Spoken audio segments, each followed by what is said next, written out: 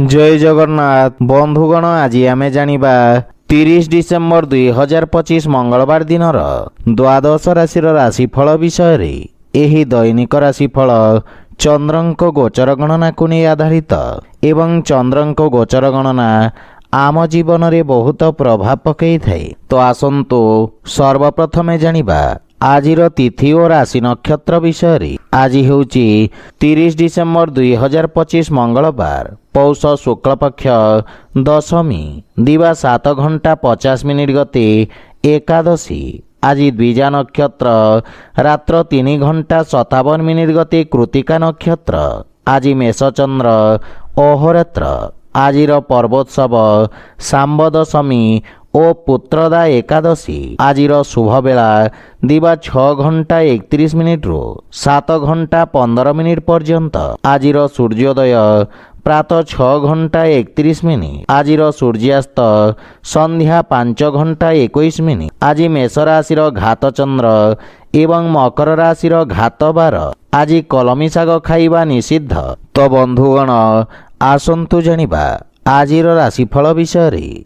ता पूर्वरु आम चैनल को जो माने नुआ करी आछंती तळे थिबा लाल रंगर सब्सक्राइब बटन को दबाई आम चैनल को सब्सक्राइब करंतो और पाखरे थिबा घंटी बटन को दबाई ऑल रे सिलेक्ट करंतो काहेकि ना आमे अपलोड करिथवा प्रत्येक वीडियो रो नोटिफिकेशन आपण सर्वप्रथमे पाई परिबे। तो प्रथमे जानिबा मेष राशि विषय। आपणक राशि स्थान रु चंद्रदेव को गोचर कारण पूर्वरु देखा दउथवा समस्यार समाधान हेबा एवं आपणक आत्मविश्वास बढ़िबा कारणरू आपणक व्यक्तित्व रे चमक आसीबा।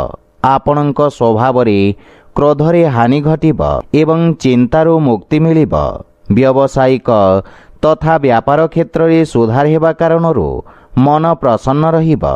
आपण निज कार्य क्षेत्र रे किछि नुआ परिवर्तन करिवे जहा भविष्यत रे आपणको सकारात्मक परिणाम प्रदान करिबा। पारिवारिक जीवन रे जीवन साथी आपणक व्यक्तित्व रे आसीथिबा परिवर्तन रु प्रभावित हेबे। संतान पक्षरु कोनोसी प्रकार शुभ समाचार आपणक चिंता को कम करिबा।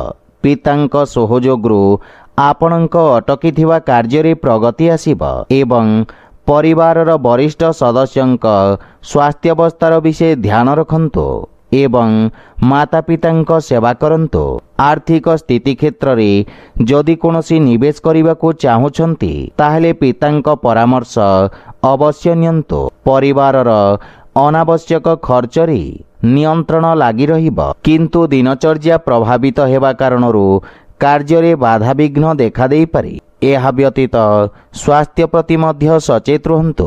आज आपण गायत्री मंत्र जप करंतु शुभ फल पाइबे। वृष राशि आपणक द्वादश भाव रे चंद्रदेव को गोचर व्यवसाय रे किछि क्षतिर जोग उत्पन्न करि पारे। कार्य क्षेत्र रे किछि अप्रिय स्थिति उत्पन्न होई पारे तथा ही समस्या आपणकु निज लंबित कार्य को पूर्ण करिवार अवसर प्रदान करिबा। कोनोसी नुआ कार्य हाथ को नियंतु नहीं। असुरक्षित कार्य रे क्षतिर संभावना रहिछि। विशेष रूप रे कोनोसी प्रकार निवेश ठु आपण आज दूरे रुहंतु।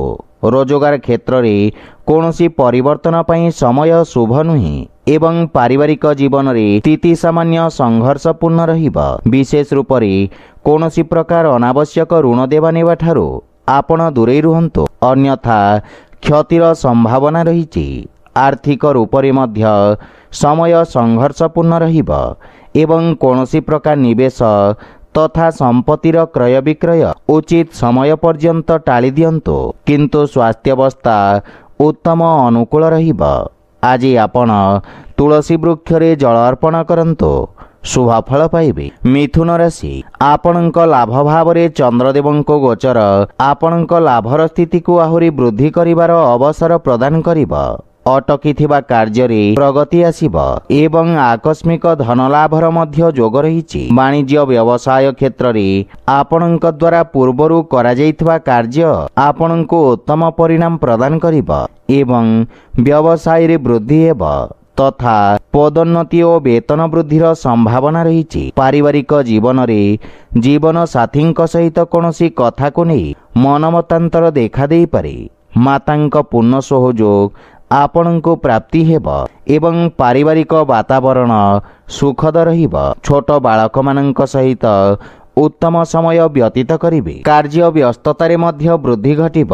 ପ୍ରେମ ଜୀବନରେ ନୂଆ ଉର୍ଜାର ସଞ୍ଚାର ହେବ ଏବଂ ଆର୍ଥିକ ସ୍ଥିତି ସୁଦୃଢ଼ ହେବାକୁ ଲାଗିବ। ଅନାବଶ୍ୟକ ଖର୍ଚ୍ଚରେ ନିୟନ୍ତ୍ରଣ କରିବାର ଆବଶ୍ୟକତା ରହିଛି, କିନ୍ତୁ ସ୍ୱାସ୍ଥ୍ୟ ପ୍ରତି ବିଶେଷ ଧ୍ୟାନ ରଖନ୍ତୁ ଏବଂ ଦିନଚର୍ଯ୍ୟାକୁ ନିୟମିତ ରଖିବାର ପ୍ରୟାସ ସହାୟକ ସିଦ୍ଧ ହେବ। ଆଜି ଆପଣ ଗୋମାତାଙ୍କ ସେବା କରନ୍ତୁ, ଶୁଭ ଫଳ ପାଇବେ। କର୍କଟ ରାଶି, ଆଜି ଆପଣଙ୍କ କାର୍ଯ୍ୟକ୍ଷେତ୍ରରେ ନୂଆ ଯୋଜନାରେ ପ୍ରଗତି ହେବ। ବ୍ୟବସାୟୀମାନଙ୍କ ପାଇଁ ରୋଜଗାରର ନୂଆ ଉତ୍ତମ ଅବସର ପ୍ରାପ୍ତି ହେବ। ଉଚ୍ଚ ଅଧିକାରୀଙ୍କ ପୂର୍ଣ୍ଣ ସହଯୋଗ ମିଳିବ ଏବଂ ରାଜକୀୟ ପକ୍ଷରେ ଯୋଡ଼ି ହୋଇଥିବା ବ୍ୟକ୍ତିଙ୍କୁ ଆର୍ଥିକ ଲାଭ ମିଳିବ। ନୂଆ ବ୍ୟବସାୟର ପ୍ରାରମ୍ଭ କରିବା ପାଇଁ ସମୟ ଅତ୍ୟନ୍ତ ଶୁଭ ରହିବ ଏବଂ ଲାଭର ସ୍ଥିତି ଉତ୍ତମ ଅନୁକୂଳ ରହିଛି।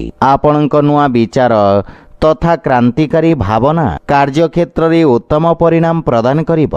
ପାରିବାରିକ ଜୀବନରେ ପିତାଙ୍କ ସମ୍ପର୍କରେ ସୁଧାର ଆସିବ ଏବଂ ପରିବାରରେ ହସ ଖୁସିର ବାତାବରଣ ଲାଗି ରହିବ। ସନ୍ତାନ ଆପଣଙ୍କ ମାର୍ଗଦର୍ଶନର ଅନୁସରଣ କରିବେ। ଆପଣ ଜୀବନସାଥୀଙ୍କ ଭାବନାକୁ ସମ୍ମାନ କରିବେ, ସେଥିପାଇଁ ପ୍ରେମରେ ମଧୁରତାର ଭାବ ରହିବ। ଆର୍ଥିକ ସ୍ଥିତିରେ ଆୟର ନୂଆ ସ୍ରୋତର ନିର୍ମାଣ ନିଶ୍ଚିତ ଅଟେ। ଆର୍ଥିକ ସ୍ଥିତି ସୁଦୃଢ଼ ହେବାକୁ ଲାଗିବ ଏବଂ ସ୍ୱାସ୍ଥ୍ୟାବସ୍ଥା ଉତ୍ତମ ଅନୁକୂଳ ରହିବ, କିନ୍ତୁ ଶ୍ୱାସ ସମ୍ବନ୍ଧିତ ରୋଗୀ ସ୍ୱାସ୍ଥ୍ୟାବସ୍ଥାର ବିଷୟ ଧ୍ୟାନ ରଖନ୍ତୁ। ଆଜି ଆପଣ ଅସହାୟ ବ୍ୟକ୍ତିଙ୍କୁ ସାହାଯ୍ୟ କରନ୍ତୁ, ଶୁଭ ଫଳ ପାଇବେ। ସିଂହ ରାଶି, ଆପଣଙ୍କ ଭାଗ୍ୟ ଭାବରେ ଚନ୍ଦ୍ରଦେବଙ୍କ ଗୋଚର ପୂର୍ବ ସମୟରୁ ଚାଲି ଆସୁଥିବା ସମସ୍ୟାର ସ୍ଥିତିରେ ସୁଧାର ଆଣିବ। ଭାଗ୍ୟ ଆପଣଙ୍କ ସପକ୍ଷରେ ରହିବ। ଅସୁରକ୍ଷିତ କାର୍ଯ୍ୟ ତଥା ସେୟାର ମାର୍କେଟ ଆଦିରେ ଆପଣ ଲାଭବାନ ହେବେ ଏବଂ ବିଦ୍ୟାର୍ଥୀ ଛାତ୍ରଛାତ୍ରୀମାନଙ୍କ ପାଇଁ ସମୟ ଅନୁକୂଳ ହେବାକୁ ଲାଗିବ। ରୋଜଗାର ପାଇଁ ପ୍ରୟାସରତ ବ୍ୟକ୍ତିଙ୍କୁ କିଛି ଶୁଭ ସମାଚାର ମିଳିବ ଏବଂ ପାରିବାରିକ ସମ୍ପର୍କରେ ଦେଖାଦେଉଥିବା କଠୋରତା ଦୂର ହେବ। ମାନସିକ ଚିନ୍ତାରୁ ମୁକ୍ତି ମିଳିବ। ପରିବାର ସଦସ୍ୟଙ୍କ ସହଯୋଗ ପ୍ରାପ୍ତ ହେବାରୁ ବ୍ୟବସାୟିକ କ୍ଷେତ୍ରରେ ମଧ୍ୟ ସନ୍ତୁଷ୍ଟି ଅନୁଭବ କରିବେ। ପୂର୍ବରୁ ଦେଖାଦେଉଥିବା ସମସ୍ୟାରୁ ମଧ୍ୟ ମୁକ୍ତି ମିଳିବ, କିନ୍ତୁ ମାତାଙ୍କ ସହିତ ନିଜ ସମ୍ପର୍କର ବିଷୟ ଧ୍ୟାନ ରଖନ୍ତୁ। ଛୋଟ ଭାଇ ଭଉଣୀଙ୍କ ସହଯୋଗରୁ ଲାଭ ପ୍ରାପ୍ତି ହେବ ଏବଂ ଆର୍ଥିକ ସ୍ଥିତିରେ ସେୟାର ମାର୍କେଟ ଆଦିରୁ ଆକସ୍ମିକ ଲାଭର ଯୋଗ ରହିଛି। ଆର୍ଥିକ ସ୍ଥିତିରେ ସୁଧାର ହେବ। ସ୍ୱାସ୍ଥ୍ୟ ପକ୍ଷ ମଜବୁତ ରହିବ ଏବଂ ଅସ୍ଥାୟୀ ରୋଗରୁ ମୁକ୍ତି ମିଳିବ। ଆଜି ଆପଣ ଭଗବାନ ଶିବଙ୍କ ଆରାଧନା କରନ୍ତୁ, ଶୁଭ ଫଳ ପାଇବେ। କନ୍ୟା ରାଶି, ଆପଣଙ୍କ ଅଷ୍ଟମ ଭାବରେ ଚନ୍ଦ୍ରଦେବଙ୍କ ଗୋଚର କାରଣରୁ ଆପଣଙ୍କୁ ନିଜ କାର୍ଯ୍ୟରେ କିଛି ସମସ୍ୟାର ସାମ୍ନା କରିବାକୁ ପଡ଼ିପାରେ, କିନ୍ତୁ ଆକସ୍ମିକ ଧନଲାଭର ଯୋଗ ରହିଛି।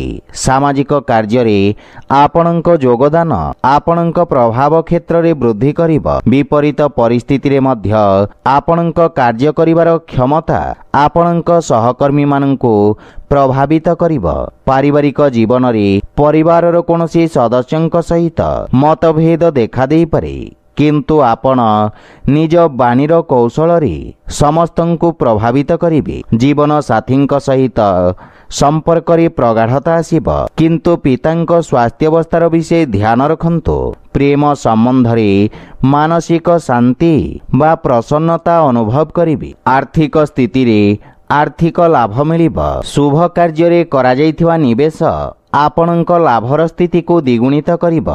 ମାନସିକ ଚିନ୍ତା ସ୍ୱାସ୍ଥ୍ୟାବସ୍ଥାକୁ ଖରାପ କରିପାରେ, ବିଶେଷ ରୂପରେ ଅନିୟମିତ ରକ୍ତଚାପ ରୋଗୀଙ୍କୁ ସ୍ୱାସ୍ଥ୍ୟାବସ୍ଥାର ବିଷୟ ଧ୍ୟାନ ରଖନ୍ତୁ। ଆଜି ଆପଣ ଭଗବାନ ଗଣେଶଙ୍କୁ ଦୁବ ଅର୍ପଣ କରନ୍ତୁ, ଶୁଭ ଫଳ ପାଇବେ। ତୁଳା ରାଶି, ଆପଣଙ୍କ ସପ୍ତମ ଭାବରେ ଚନ୍ଦ୍ରଦେବଙ୍କ ଗୋଚର ଆପଣଙ୍କୁ ନିଜ ସମସ୍ତ ସମସ୍ୟାକୁ ସାମ୍ନା କରିବାର ଶକ୍ତି ପ୍ରଦାନ କରିବ।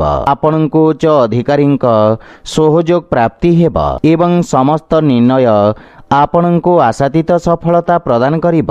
ଯଦି ଭାଗିଦାରୀ ଭାବରେ କୌଣସି କାର୍ଯ୍ୟକୁ ପ୍ରାରମ୍ଭ କରିବାର ଯୋଜନା କରୁଛନ୍ତି ତାହେଲେ ସମୟ ଅତ୍ୟନ୍ତ ଶୁଭ ରହିଛି। ବିଦ୍ୟାର୍ଥୀମାନଙ୍କୁ କିଛି ନୂଆ ଶିଖିବାର ଅବସର ମିଳିବ ଏବଂ ପାରିବାରିକ ଜୀବନରେ ଯେକୌଣସି ନୂଆ କାର୍ଯ୍ୟ ମାତାପିତାଙ୍କ ଆଶୀର୍ବାଦ ନେଇକି କରନ୍ତୁ, ସଫଳତା ପାଇପାରିବେ। ସନ୍ତାନଙ୍କ ସ୍ୱାସ୍ଥ୍ୟ ତଥା ଭବିଷ୍ୟତ ସମ୍ବନ୍ଧିତ ଚିନ୍ତା ଆପଣଙ୍କୁ ବ୍ୟଥିତ କରିବ। ଜୀବନ ସାଥୀଙ୍କ ସହିତ ସମ୍ପର୍କରେ ମଧୁରତା ଆସିବ ଏବଂ ପରସ୍ପରର ଭୁଲ ବୁଝାମଣା ଦୂର ହେବ। ପ୍ରେମ ଜୀବନରେ ଏକ ନୂଆ ଜୀବନର ପ୍ରାରମ୍ଭ ହେବ। ଆର୍ଥିକ ସ୍ଥିତି ସୁଦୃଢ଼ ହେବ ଏବଂ ଆଂଶିକ ଲାଭ ମଧ୍ୟ ମିଳିବ। ରାଜକୀୟ କାର୍ଯ୍ୟରେ ସଫଳତା ପ୍ରାପ୍ତ କରିବେ। ପେଟ ସମ୍ବନ୍ଧିତ ରୋଗରୁ ମୁକ୍ତି ମିଳିବ, କିନ୍ତୁ ସ୍ୱାସ୍ଥ୍ୟାବସ୍ଥାର ବିଷୟ ଧ୍ୟାନ ରଖନ୍ତୁ। ଆଜି ଆପଣ ଭଗବାନ ବିଷ୍ଣୁଙ୍କୁ ତୁଳସୀ ଅର୍ପଣ କରନ୍ତୁ, ଶୁଭ ଫଳ ପାଇବେ। ବିଛା ରାଶି, ଚନ୍ଦ୍ରଦେବଙ୍କ ଆପଣଙ୍କ ଷଷ୍ଠ ଭାବରେ ଗୋଚର ଆପଣଙ୍କ ଖର୍ଚ୍ଚରେ ବୃଦ୍ଧି ଘଟାଇବ। ଆପଣ ନିଜ ବୁଦ୍ଧିବଳ ଓ କୌଶଳରେ ନିଜ ସମସ୍ତ ଲକ୍ଷ୍ୟକୁ ପ୍ରାପ୍ତ କରିବେ।